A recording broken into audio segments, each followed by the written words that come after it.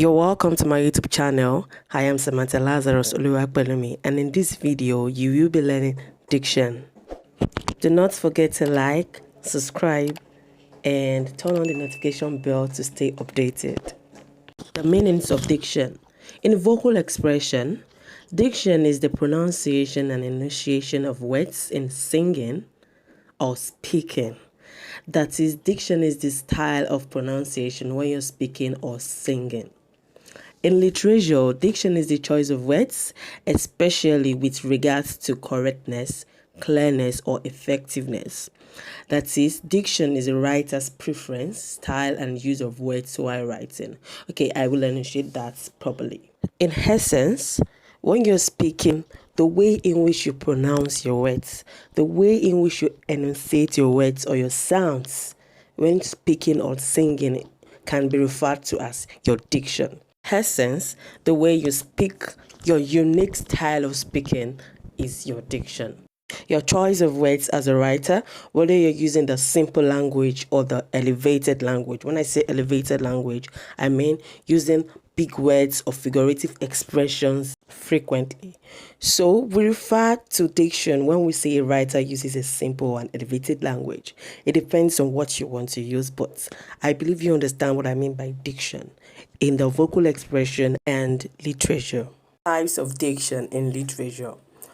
You would have observed that writers or authors have a unique style of writing. Two writers cannot be the same. They can't be the same. It's impossible. This is called diction.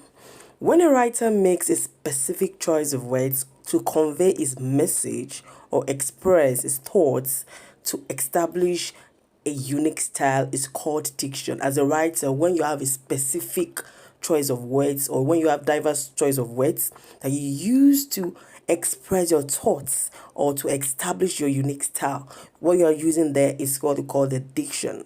So, diction is a writer or speaker's word choice that helps define the written or spoken word and expresses personal style.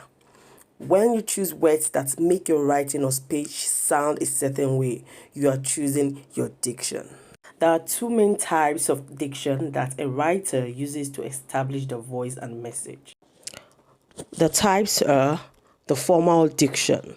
This is a style of writing that establishes a professional tone, such as the academic writing, the business writing, or formal essays.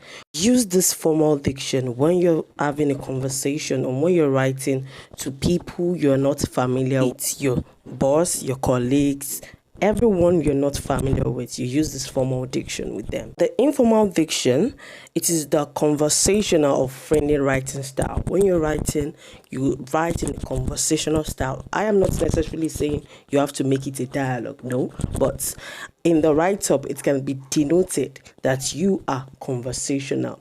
You're relaxed and you're making use of your simple language. You're not using many big words and you're using the figurative expressions sparingly.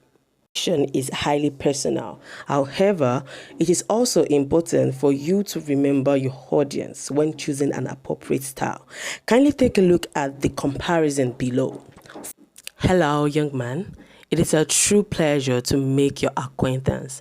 How are you feeling today? Informal. Hey kid, nice to meet ya. What's up? Formal. The man spoke to his father in a low tone so others could not hear. Informal. That guy told his dad secrets. The differences between the formal sentences or expressions and the informal expressions are glaring. In the formal expressions, we can see a tone of formality, while in the informal expression, we can see a kind of conversational and relaxed tone. Hey kid, you can use that expression for someone you're not familiar with. This shows that the person speaking here is actually familiar with the recipient. Simple diction tips. Number 1, consider the settings before you speak. Look around. Are you in the midst of your friends? Are you amid your colleagues, boss, superior, or familiar people?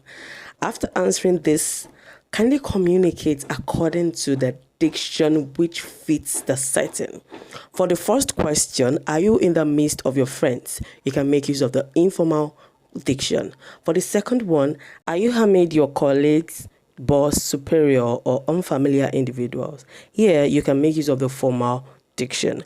All that matters is that you look around and access the setting and choose the best diction that fits it. Number 2, while making requests, use politeness pointer words like kindly, please, etc. For example, could you please hand me the book? Could you help me with this? May I pass, please? Something like that. So the third one we have, avoid using contractions in formal settings. Avoid using words like can't, won't, didn't, shouldn't, haven't. You can use this in the informal setting, but you can't use this in the formal setting because you're dealing with people you're not really familiar with.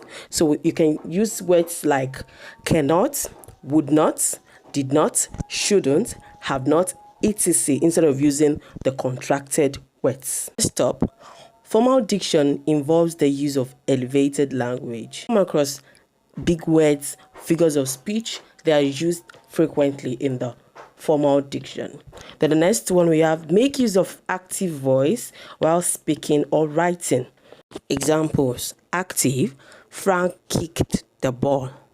Passive, the ball was kicked by Frank. Active, Mrs. James is frying the meat. Passive, the meat is being fried by Mrs. James. So that is it for today. Thanks for watching.